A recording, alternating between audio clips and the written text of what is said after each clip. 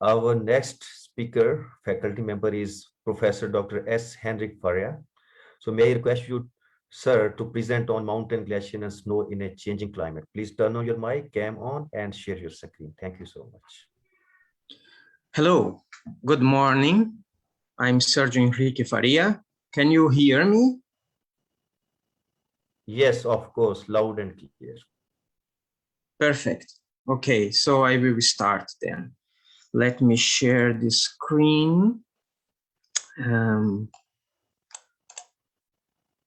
Okay, share screen, lecture, and share. Okay. And then let's start.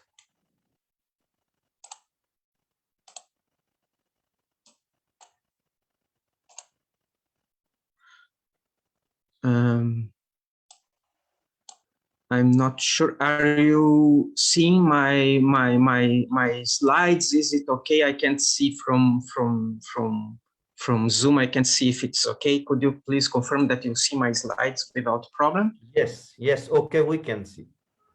Perfect. Then I will continue.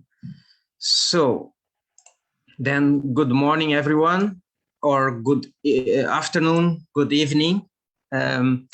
As I said, I'm Sérgio Henrique Faria. I'm a Ikerbasque professor in the Basque Center for Climate Change in Bilbao. That's in the Basque country, northern Spain. And I will talk to you today about mountain glaciers and snow in a changing climate. The outline of this lecture is this. The idea is to present you the latest results from the IPCC report, the 6th assessment report, AR6, the contribution from Working Group 1, which is the physical science basis, to the IPCC report, the Intergovernmental Panel on Climate Change. And I want to present and discuss the main conclusions of this report regarding glaciers and snow in a changing climate. And for doing that, then we will see first the current state of the climate, then analyze possible climate futures, and finally check the regional information we have for different regions around the world.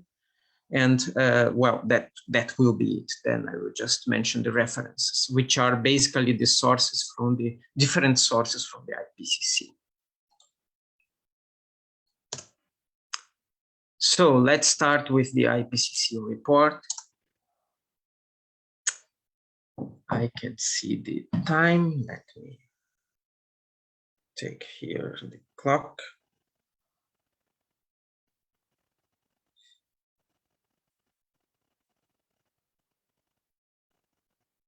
Okay. Yeah.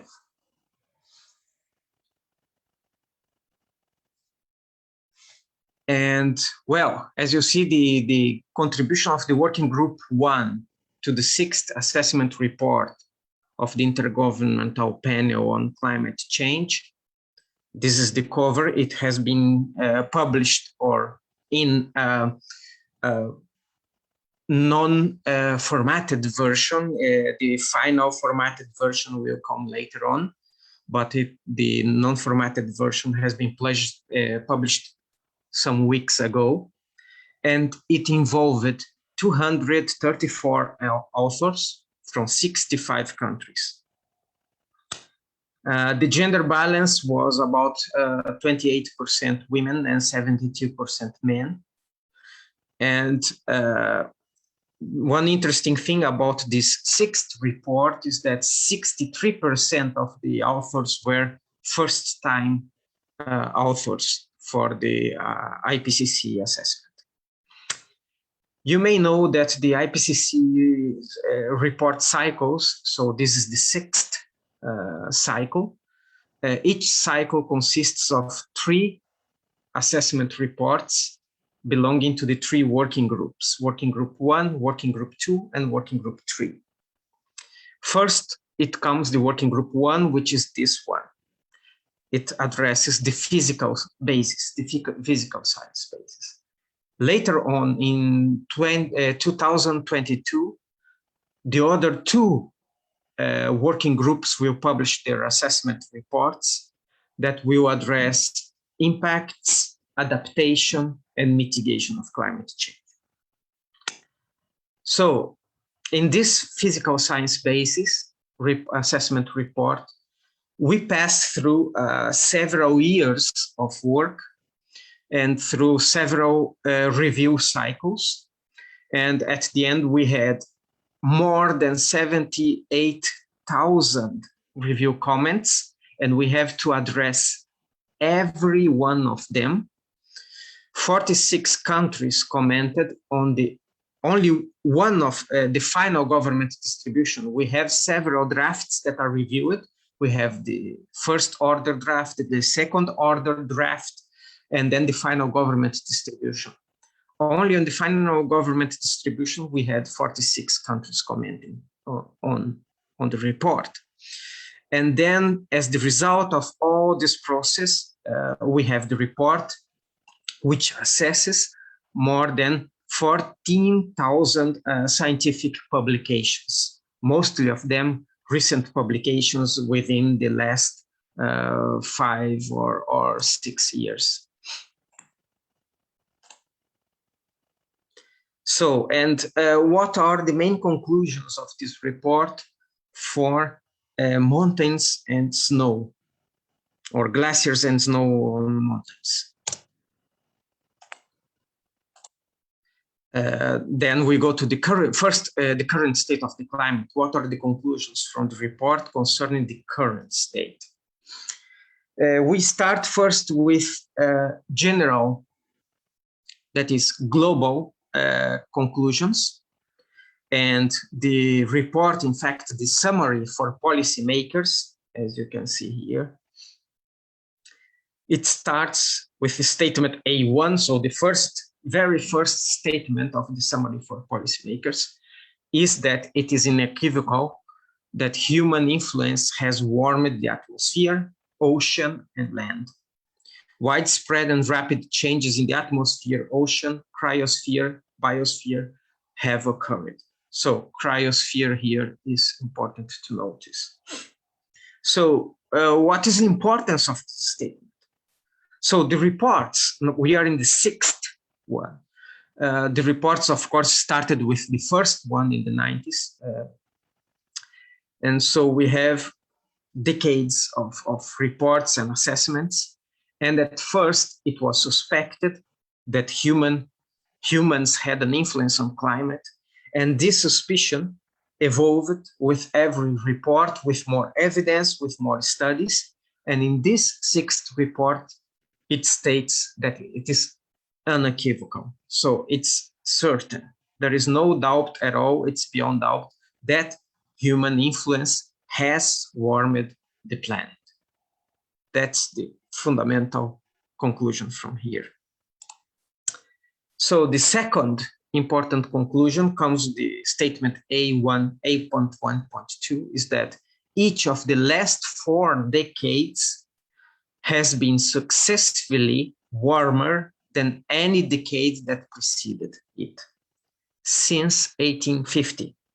1850 is referred as the, that's the reference year, or the year referring to the pre-industrial, or the transition from pre-industrial to industrial period. So it's let's say, so of course the Industrial Revolution was a continuous process. It's not just in 1 year you have Industrial Revolution, but we have to set a reference. And as reference, often, not exclusively, but often, the Industrial Revolution is defined as 1850 as the reference. So everything before 1850 is then called pre-industrial, and everything after 1850 is called industrial period. So that's the idea, that since the beginning of the industrial period, each of the last 4 decades has been successfully warmer than any decade before. Another global statement is that, so quantifying this warming, global surface temperature was 1.05 degrees Celsius higher in the last decade, the decade of 2011 to 2020, than the reference decade from 1850 to 1900, with larger increases over land. So we have more than 1.5 degrees Celsius warming over land during the whole industrial period, than over the ocean, where we had a warming of less than 1 degree, so 0.88 degrees Celsius. So this tells us that the planet has warmed more than 1 degree Celsius since the Industrial Revolution, and that land has warmed more than ocean. And this warming might seem small, 1.09, or better, over land 1.6 degrees Celsius, but every half degree, so every 0.5 degrees Celsius has a very important impact on climate. It changes the intensity of extreme events. It changes the behavior of the climate in different regions. So a warming over land of more than 1.5 is a very important change for the climate. Here is how this warming, or the causes of this warming, what we see on the left, called observed warming in gray, is this statement that we saw before, a warming of a little bit more than 1 degree Celsius, as indicated by the top of the gray bar. And this is the observed warming in the decade 2010 to 2019. We always take a decade or so because we have to average. Of course, 1 month or 1 year of temperature doesn't tell us much about climate. We always have to increase the period to have an average to reduce the effect of natural variability of the climate. Yeah. And so this is relative to the Industrial Revolution period reference, which was here at 1850 to 1900. So the temperature averaged over this period is the reference, and the warming in relative to this reference was a little bit more than 1 degree. And what were the causes of this? And here we see that the total human influence is essentially the whole warming. And this can be split in well-mixed greenhouse gases. These are mostly, we will see CO2, that is carbon dioxide, but also methane and other greenhouse gases.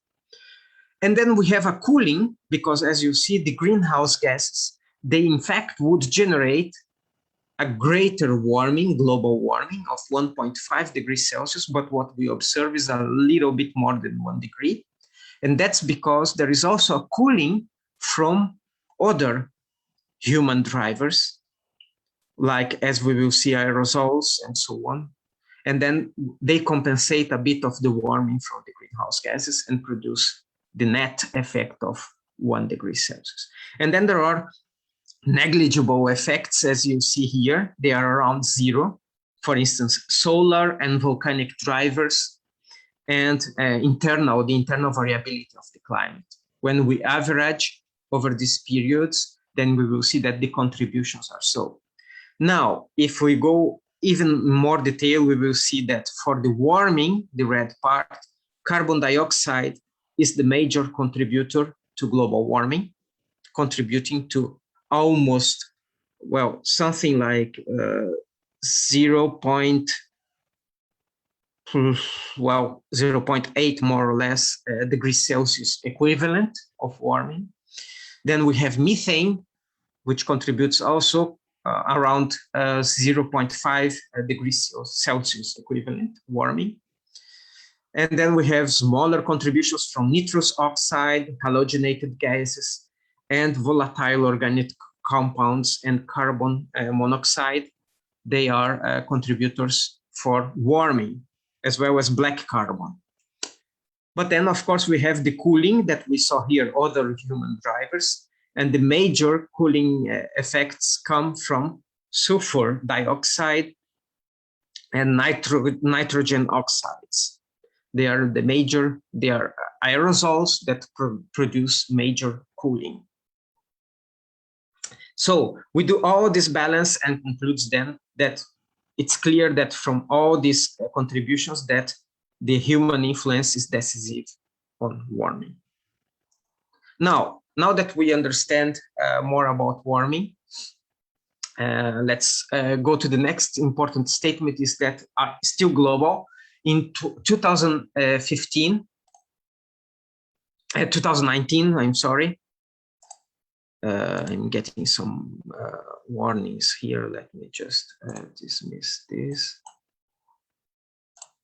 In 2019, atmospheric carbon dioxide concentrations were higher than at any time in at least 2 million years. And we have high confidence on that, high confidence that carbon dioxide concentrations were higher or are higher actually than at any time in at least 2 million years. And concentrations of methane and nitrous oxide were higher than at any time in at least 800,000 years. Again, with very high confidence. So these concentrations that cause global warming are with high and very high confidence, unusual in the long term of the history. So now let's go to mountains and snow. That's the key. How we translate this global information into glaciers and snow on mountains. So the first, more general, the current states that with few exceptions, mountain glaciers have retreated since the second half of the 19th century with very high confidence. So we have seen a general retreat of glaciers worldwide with few exceptions. And this retreat has occurred at increased rates since the 90s. So that's very important. So we observe a retreat since the second half of the 19th century. And this is already a cause of worry because the second half of the 19th century, as we have seen, is the beginning of the Industrial Revolution. So we are talking about industrial period and the retreat of all glaciers, or almost all. And more worry is that this retreat has increased in its rates since the 90s as a reflection of global warming. And human influence is very likely the main driver of the global retreat of glaciers since the 90s. So this accelerated retreat of glaciers that we have been observing since the 90s is very likely caused by human influence. So very likely is, I would say, it's a very strong statement. This means that the scientific community is quite sure, quite confident that human influence is the main driver of global retreat of glaciers since the 90s. And also, the human influence has very likely contributed to the decrease also in the spring snow cover in the northern hemisphere since the 50s. So we have a reduction in spring snow cover and a general retreat of glaciers since the 90s, and both effects, which are crucial for the water supply and for the snow and ice cover, they are both very likely related to human influence. These are important observations of the current state of the climate in mountains. Also, the global nature of glacier retreat, with almost, so what we mentioned before, that almost all of the world's glaciers are retreating synchronously. Since the 50s is unprecedented in at least the last 2000 years. Here we have confidence of that. It's a medium confidence, so it's not absolutely certain, but most studies indicate that this general global retreat that we have mentioned, at least since the 50s, is unprecedented in at least the last 2000 years. Again, talking about the retreat of glaciers, and in particular some regions. Now let's start to go a bit more regionally, but not in a specific region. But warming has occurred in the Himalayas, in the Swiss Alps, and the Central Andes, and has increased with altitude. That's very important and a cause of worry. This is called elevation-dependent warming, which means that we have the usual warming that we see on the surface of the planet, the global warming that we already mentioned. On average, over land, I already mentioned 1.59 degrees Celsius over land. But then in these regions, Himalayas, Swiss Alps, and the Central Andes, the warming as you go up on the mountain is faster. That is, we are not having just the 1.59 degrees warming, we have higher warmings, and this warming, so it gets the difference or the increase in temperature since the beginning of the industrial period. The increase in temperature is greater the higher you go in the mountain. So on the top of the mountains in these regions, we measure higher values of warming, 1.8 degrees Celsius, 2 degrees Celsius, 2.5 degrees Celsius of warming in different altitudes, in different elevations in these regions. So the top of the mountains are warming faster than the rest of the planet. This is called elevation-dependent warming. It doesn't occur everywhere. It occurs in certain regions, not just a few. Many regions show elevation-dependent warming, but not all. But the most crucial are the Himalayas, Swiss Alps, and the Central Andes. This has implications because it leads to faster changes in the snow line, in the glacier equilibrium line altitude, and the snow-rain transition height. And we have high confidence on that. So this means that since the beginning of Industrial Revolution, we are observing, especially in these regions, this kind of effects of changes in the snow line. The equilibrium line for glaciers, the altitude of the equilibrium line is increasing, and the snow rate transition height is also increasing. And these are observations which are particularly clear or striking in these regions, Himalayas, Swiss Alps, and Central Andes, where elevation-dependent warming is most evident. Continuing, we also say that global warming induced earlier onset of spring snow melt and increased melting of glaciers have already contributed to seasonal changes in stream flow in low elevation mountain catchments, and we have high confidence on that.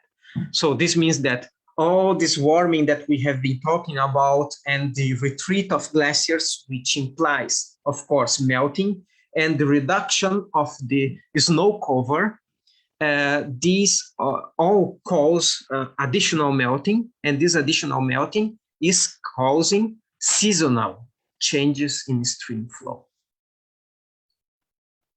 These are all the observations. These are proven observations of changing climate. But now let's go for Okay, that's what we know now about globally about the current climate.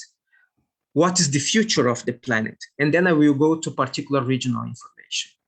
So based on these observations that I have mentioned, what can we expect for the future of mountains, in particular the glaciers and snow on mountains? First, again, going globally, global surface temperature will continue to increase until at least the mid-century, so until at least 2050, under all emissions scenarios that are considered in the report. This assessment report, the sixth assessment report, considers 5 emission scenarios. These emission scenarios are possible situations of CO2 emissions and other greenhouse gas emissions by humanity, from very low emission, a very optimistic scenario, to high emissions, which are what we call business as usual, which is the rate of emissions, yearly rate of emissions that we have right now. If we continue to emit just as we are emitting now, that would be the pessimistic scenario. And then we consider 5 different... Sorry? Professor Faria, 5 more minutes. 5 more minutes, gentle. Oh, okay. Please. Okay, I started later with my chronograph, and then I thought I had a bit more. I will go then a bit faster. Thank you. As I was saying, this global warming will exceed the limit that we would like to have of 1.5 degrees or 2 degrees Celsius proposed by the Paris Agreement. We will exceed this limit during the 20th century, unless we do very deep reductions in CO2 and other greenhouse gas emissions. So I will go faster a bit here. This was just, back to show you, these are the 5 emission scenarios. And this is the result of global surface temperature by the end of the century for the 5 different scenarios, where we see in dark shade the current global warming, slightly above 1 degree Celsius, and the additional warming until the end of the century for the different scenarios. And what you see at the sides in the other bars are the contributions from carbon dioxide, non-carbon dioxide greenhouse gases, and aerosol. And then you can compare the different contributions, and you see how pessimistic is with warmings with more than 4 degrees Celsius warming in the most pessimistic scenarios by the end of the century. So what this implies for the futures of glaciers, that additional warming is projected to further amplify permafrost thawing and loss of seasonal snow cover, of land ice and of Arctic ice, and this with high confidence. Another implication for the future is that mountain and polar glaciers are committed to continue melting for decades or centuries with very high confidence. This means even if we reduce emissions right now, because of the inertia of the process of melting glaciers, they will continue to melt for decades or centuries. So why reducing the emissions then? Because if we don't reduce, the melting will even accelerate, and then it will continue for many centuries more. So the sooner we reduce the emissions, the sooner we will reduce the melting. And hopefully after many decades or centuries, this melting may stop. But we cannot expect that the global melting of glaciers will stop tomorrow. No, it is already defined by the inertia of the glaciers. It will continue for decades or centuries. And loss of permafrost carbon following permafrost thaw is reversible at centennial time scales. It's also virtually certain that snow cover will decline over most land regions during the 21st century in terms of water equivalent, extent, and annual duration. Again, this has to do with the whole inertia of the whole climate, the atmospheric, the process of atmospheric circulation, humidity, and the warming of the land use, land cover. All these things imply that snow cover will continue to decline in most land regions during the 21st century. Also, extreme precipitation is projected to increase in major mountainous regions with medium to high confidence depending on location, with potential cascading consequences of floods, landslides, and lake or outbursts in all scenarios. So even the most optimistic scenario will imply extreme precipitation increasing and causing more floods, landslides, and lake outbursts. And projected runoff. Sir, I intervene. Dr. Abid, please give him 5 or 10 minutes more, and we can accommodate this time when the delegates present. 2 or 3 delegates are not present, so we can make Thank it you. time. Thank you very much. I'm taking care of the time now. Thank you very much. No, please. I'm requesting Dr. Abid to give you 5 or 10 minutes more. Okay, sure. Please go ahead, Professor Faria. Thank you very much. Yeah, I apologize for this. So just to finish, then projected runoff is typically decreased by contributions from small glaciers because of glacier mass loss, while runoff from larger glaciers will generally increase with increasing global warming levels until their mass becomes depleted. What does it mean? It means that the small glaciers, they will not in the future contribute so much to the runoff simply because they are becoming too small, and then their melting will not contribute so much. But the large glaciers, because of the accelerated melting, they will contribute to runoff, increasing global warming and increasing also with increasing global warming and increasing runoff. So small glaciers will reduce their runoff, but larger glaciers will increase runoff until they become small glaciers. So finally, finishing with regional information. Here what we have is a map of the mountain regions around the world. And I will go through these regions with the particular conclusions from the assessment report. First, with Rocky Mountains and Alaska in North America, region 1 here in red, reduction in glaciers, seasonality of snow and ice formation, loss of shallow permafrost, and shifts in the rain-snow transition line are all projected to alter the seasonal and geographic range of snow and ice conditions in the coming decades. So we expect in the future that the snow and ice conditions in Alaska and Rocky Mountains will change because of reduction in glaciers and the seasonality of snow. And also, continued shrinkage of glaciers is projected to create further glacial lakes in the Rocky Mountains and Alaska.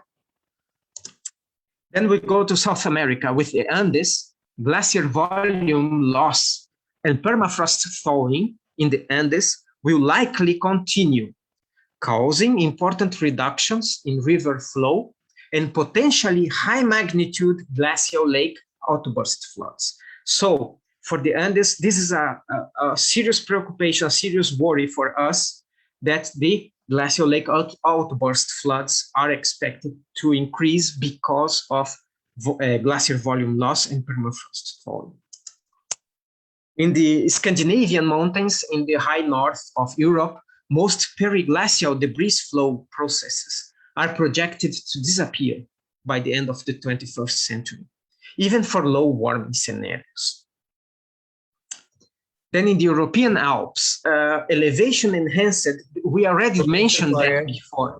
Excuse me, Professor Faria, take your time. Please go slow. We have allocated 10 minutes to your presentation, extra 10 minutes. Okay, I will go a bit slower. Participants are taking a lot of interest, so please take your time. Yes, good. So, as I already mentioned before, in the European Alps, we have the elevation enhanced warming. There are regions like the European Alps, the Andes, and also the Himalayas. And this elevation enhanced warming with on the long term, it implies an elevation enhanced long-term trends in maximum near surface air temperature and diurnal temperature range. And well, as I said, these were observed in the Swiss Alps, and this caused that snow cover will decrease below elevations of 1,500 to 2,000 meters throughout the first century with high confidence. And a reduction of glacier ice volume is projected also with high confidence. What does this mean?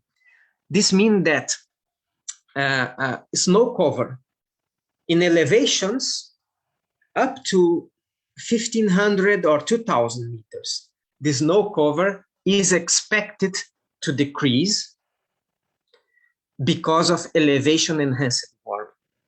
Why this limit of 1,500 to 2,000 meters?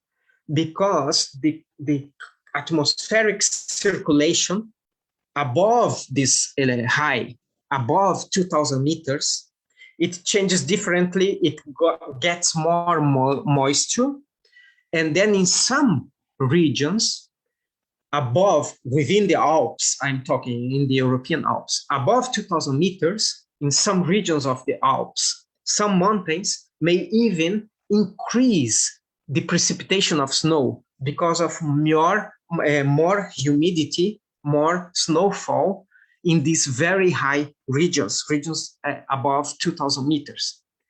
But below 2,000 meters, because of warming and the usual near surface atmospheric circulation, we have high confidence that the snow cover will decrease in general in the European Alps. So below 2,000 meters, snow cover will decrease. Above 2,000 meters depends on the mountain, depends on the particular place in the Alps. Some regions may have more snow cover.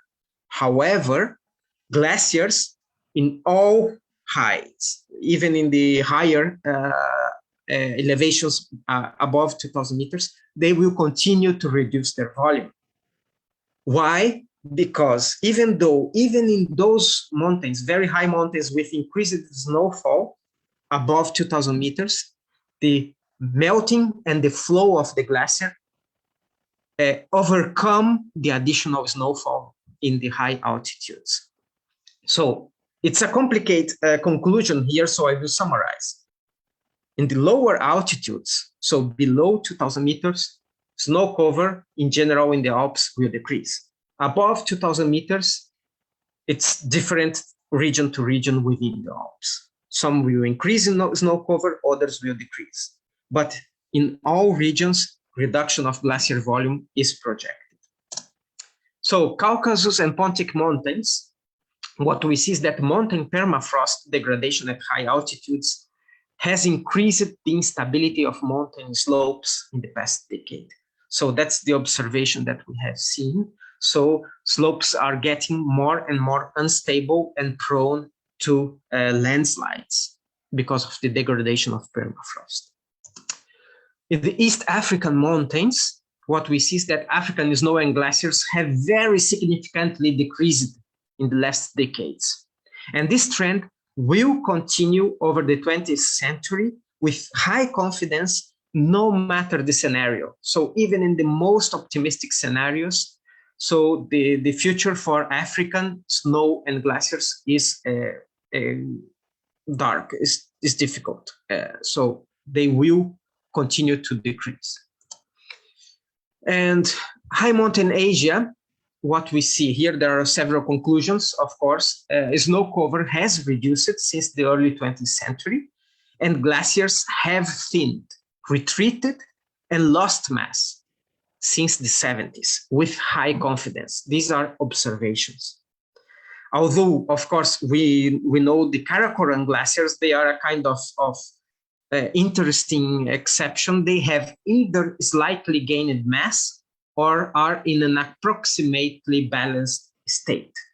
Here we have medium confidence, and it's not clear yet if this process in the Karakoram glaciers is just a a transitory process or is a longer term process. We are still investigating that, but the Karakoram glaciers are a clear exception in the high mountain Asia region, because the rest of high mountain Asia is losing clearly a lot of mass in glaciers. Snow-covered areas and snow volumes will decrease during the 21st century. Snow line elevations will rise with high confidence, and glacier mass is likely to decline with greater mass loss in higher greenhouse gas emission scenarios over all the high mountain Asia. And finally, in the Southern Alps in New Zealand, what we observe is that glacier ice volume in New Zealand has decreased in the last decades. So these are the main conclusions also in the regional level from the current assessment report. Impacts and other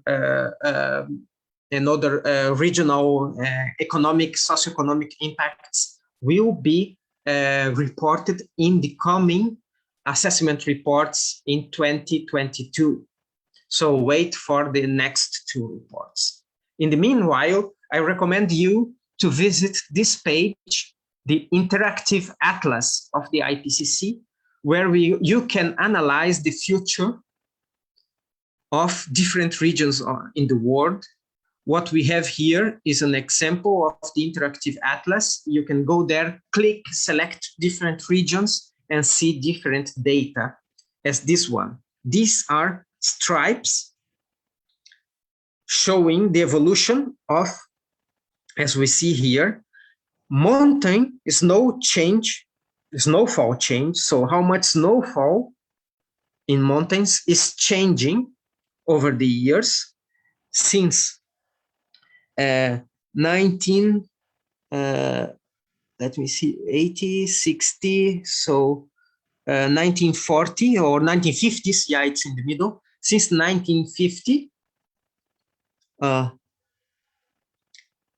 to 2100, so past and future, relative to the beginning of the Industrial Revolution, how snowfall has changed and is projected to change in the different months of the year. So every line here is 1 month, and every vertical column is 1 year, and the values are shown in this column of the snowfall change. So everything brown is less snowfall, everything blue or green is higher snowfall. And we see that until more or less the 90s, there was some variability, natural variability and so on, but no clear change in the snowfall, except maybe in the summer where the snowfall was slightly reduced.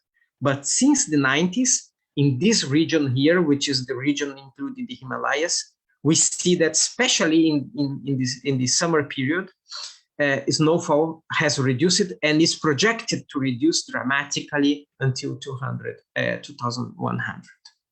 And here is how to select different regions and different variables and periods on this page. So try it. It's a lot of fun from the scientific point of view, of course, from the human point of view and social point of view.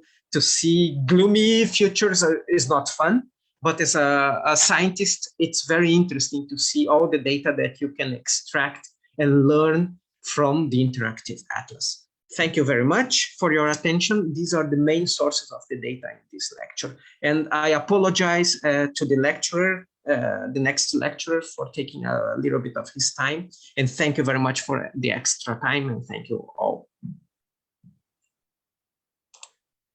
Thank you very much, Professor Faria. Very informative wealth of knowledge was there in this presentation, and you can see the comments of our participants. All of them are actually appreciating your presentation. Thank you so much. Thank you very much.